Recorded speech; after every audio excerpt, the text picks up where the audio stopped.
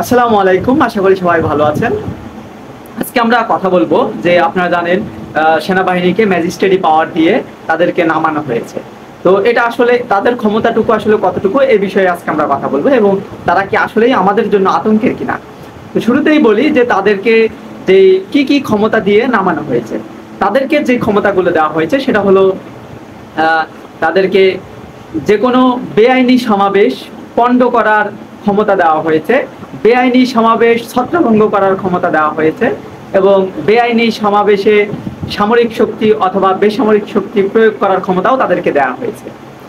এছাড়া সন্দেহভাজন কোনো ব্যক্তিকে গ্রেপ্তার করা অথবা সেনাবাহিনীর যে অফিসারকে ম্যাজিস্ট্রেটি পাওয়ার দেওয়া হয়েছে সেই ম্যাজিস্ট্রেটের উপস্থিতিতে একজন গ্রেপ্তারের নির্দেশ এবং সন্দেহভাজন ব্যক্তিকে গ্রেপ্তার করা, গ্রেপ্তারি পরোয়ানা জারি করার ক্ষমতা এবং গ্রেপ্তারভুক্ত কাউকে হেফাজতে নেওয়ার ক্ষমতা দেওয়া হয়েছে।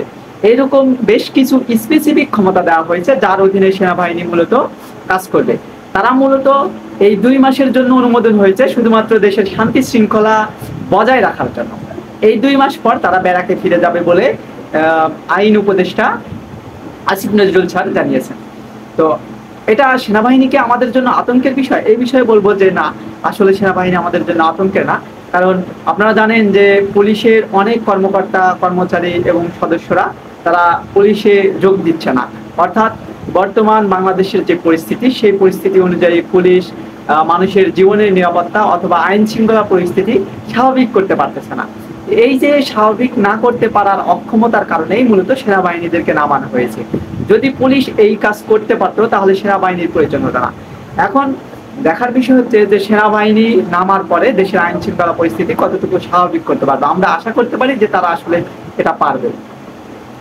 এই সেনাবাহিনী নামাতে অনেকেই আতঙ্কগ্রস্ত হচ্ছেন, বিশেষ করে বিএনপি অথবা অন্যান্য রাজনৈতিক দলগুলো থেকে অথবা অন্যান্য অনেক সুশীলরাও আতঙ্কগ্রস্ত হয়েছেন যে সেনাবাহিনী হয় সেনাবাহিনী ক্ষমতা নিয়ে গেল কিনা এই সেই।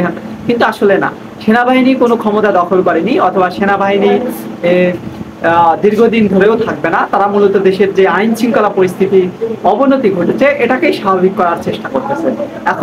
এতক্ষণ বা এতদিন পর্যন্ত অথবা আজকে পর্যন্ত আমরা কিছু ইতিবাচক দেখতেছি। আমরা আশা করি সেনাবাহিনী তার ইতিবাচকতা অব্যাহত রেখে মানুষের আস্থার প্রতিফলন ঘটাবে।